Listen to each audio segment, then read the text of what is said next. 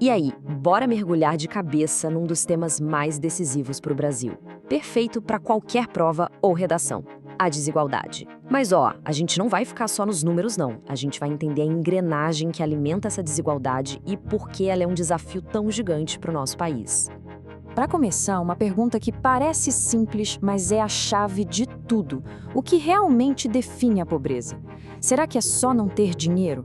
Entender isso direito é o primeiro passo para a gente pensar numa solução de verdade. Esse aqui é o nosso roteiro, nosso mapa da mina de hoje. Primeiro, a gente vai ver que desigualdade é muito mais que grana. Depois, vamos mapear onde a pobreza está mais forte, entender o círculo vicioso que nasce na educação e, o mais importante, discutir como quebrar esse ciclo. Certo?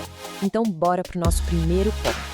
Para a gente sair dessa ideia de que pobreza é só falta de dinheiro, a gente precisa de um conceito novo.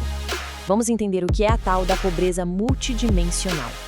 Então, a sacada é a seguinte: a pobreza multidimensional não olha só o saldo bancário, ela olha as porradas que a pessoa leva no dia a dia. Pensar em acesso à saúde, a uma boa escola, a uma casa decente, a um trabalho justo, sabe? São as oportunidades reais de ter uma vida digna que estão em jogo aqui. E no Brasil, essa análise se baseia em 3 pilares principais. Dá uma olhada no gráfico. A disponibilidade de recursos e o mercado de trabalho são os que têm o maior peso. Isso aqui grita uma coisa pra gente: ter um emprego de qualidade é tão crucial quanto a renda que ele gera. Beleza. Agora que a gente já entendeu o que é essa pobreza mais complexa, vamos ver onde ela se esconde no mapa do Brasil e como a pandemia deixou tudo ainda mais complicado. E olha, os números são um soco no estômago. Em 2020, mais de 1/3 da população brasileira estava nessa situação de pobreza multidimensional. E reparou no detalhe? Um aumento de 3,3 pontos percentuais de um ano para o outro. Isso é um reflexo direto do impacto da pandemia na veia. E essa imagem aqui, nossa, ela escancara a fratura do nosso país. Olha a diferença. Enquanto no Nordeste o índice batia quase 45%, no Sul era 28,8%. Isso mostra como as regiões Norte e Nordeste historicamente carregam o fardo mais pesado. Mas essa pobreza toda não acontece por acaso, né? Ela é alimentada por um sistema muito poderoso, que muitas vezes tem o seu ponto de partida dentro da sala de aula. E esse sistema funciona como um ciclo que se reforça sozinho, um círculo vicioso. E ele fica ainda mais nítido quando a gente coloca a lente da questão racial. É uma engrenagem que se repete geração após geração, começando lá na escola. Esse ciclo se desenrola em 3 etapas bem claras, que vão amarrando a vida da pessoa desde a infância até a fase adulta. Primeiro a escola, depois a universidade e, por fim, a profissão. O começo de tudo está aqui, na base. Alunos pretos, pardos e indígenas têm uma chance muito maior de estudar em escolas com infraestrutura bem pior. O acesso à internet, por exemplo, é um retrato disso. 98% dos alunos brancos têm acesso, contra só 47% dos alunos indígenas. É um abismo. E claro, uma coisa leva a outra. Essa base mais fraca resulta, logicamente, numa diferença gritante de desempenho em provas como o Enem. Essa diferença de mais de 100 pontos na redação, por exemplo, é o que muitas vezes fecha a porta da universidade. Com o acesso mais difícil, muitos estudantes acabam indo para as chamadas carreiras de refúgio. Não é uma escolha por paixão, entende? É uma escolha pelo que é possível.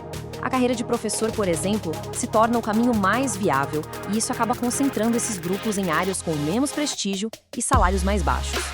E é aqui que o ciclo se fecha de um jeito perverso. Os professores que vieram desses grupos acabam, muitas vezes, dando aula nas mesmas escolas precárias que eles estudaram, para alunos que enfrentam as mesmas barreiras que eles enfrentaram. O ciclo se reinicia, perpetuando a desvantagem para a próxima geração. Ok, o diagnóstico é pesado. A gente entendeu o problema, o tamanho dele e o ciclo que o alimenta. A pergunta de $1 milhão agora é: como a gente quebra essa estrutura? Vamos ver as soluções. Programas como o Bolsa Família e o Auxílio Emergencial são fundamentais. Eles botam comida na mesa, aliviam a pressão imediata. Mas para resolver de vez, a solução precisa ser estrutural, precisa ir na raiz do problema, na educação, na qualidade do emprego e principalmente na valorização dos professores. Então, tá aqui um checklist tático, um plano de ação para desmontar essa máquina. Focar nas regiões mais vulneráveis. Tornar a carreira de professor atraente de novo, com salário bom e plano de carreira.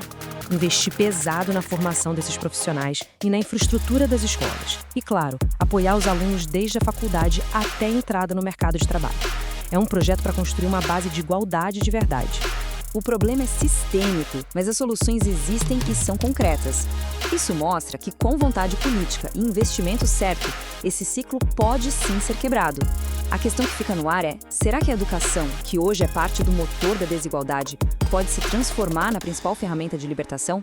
Curtiu essa aula tática? Deixe o seu like, acione o sininho para receber mais aulas, compartilhe com aquele amigo ou amiga que está perdida nos estudos e envie este vídeo para ele agora. Juntos somos mais fortes. Até a próxima e bons estudos!